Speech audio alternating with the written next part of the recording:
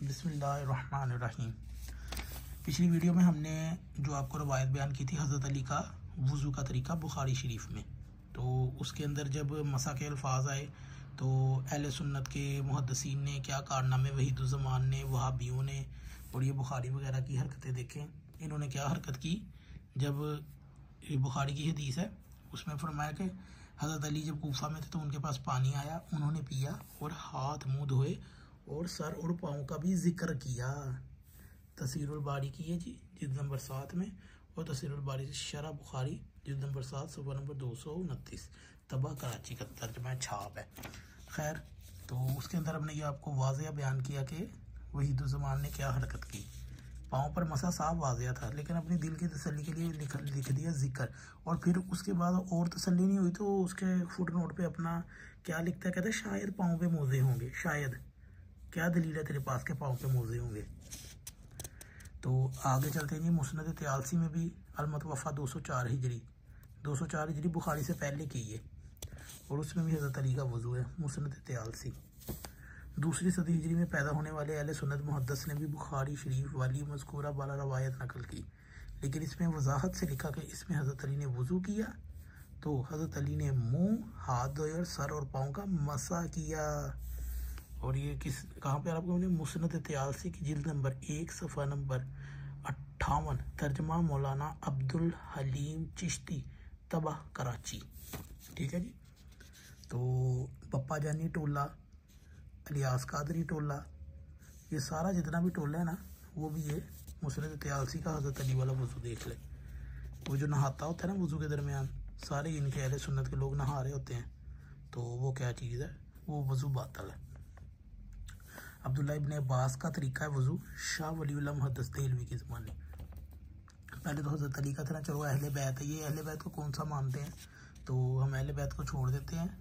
جو یہ چھوڑتے ہیں، شیعہ تو کبھی نہیں چھوڑتے اہل بیت کو، کیونکہ اللہ کے نبی نے 2 ہی چیزوں کا حکم دیا، قرآن اور اہل بیت۔ تو اہل سنت تو ویسے بھی اہل بیت کو نہیں مانتے، وہ سب فراڈ اور ڈرامہ ہے ان کا،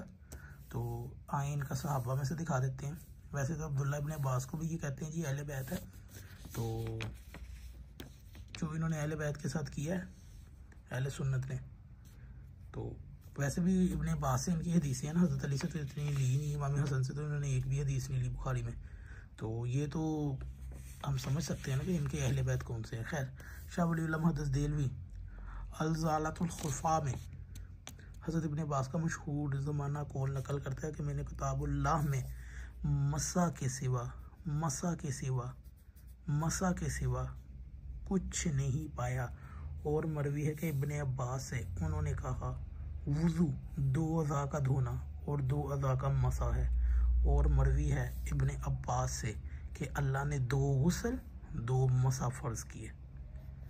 کہاں پہ؟ ازالۃ الخلفاء جلد نمبر 2 صفحہ نمبر 54، ترجمہ مولانا اشتیاق احمد دیوبندی، طبع کراچی۔ تو اس کے اندر دیوبندی صاحب کی بھی کلاس لگ گئی ہے، تو اس کے اندر ہم نے تقریباً ان کا کلیئر کر دیا ہے، بخاری سے بھی، بخاری کے پیروکاروں کو، وہابیوں کی مسند طیالسی سے، اور دیوبندیوں کے بھی کتاب سے ہم نے یہ ثابت کر دیا، اپنے عباس کا قول بھی۔ اس حقیقت کو امام ابن قیم نے بھی تسلیم کیا۔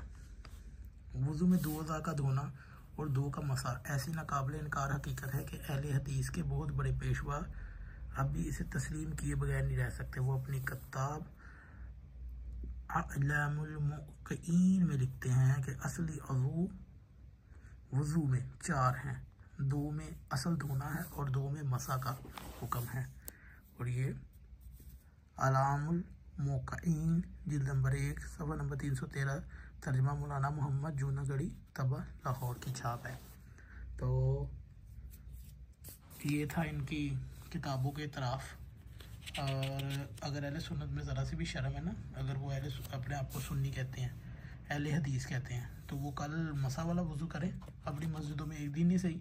ایک دن ہی سنت پر عمل کر لیں۔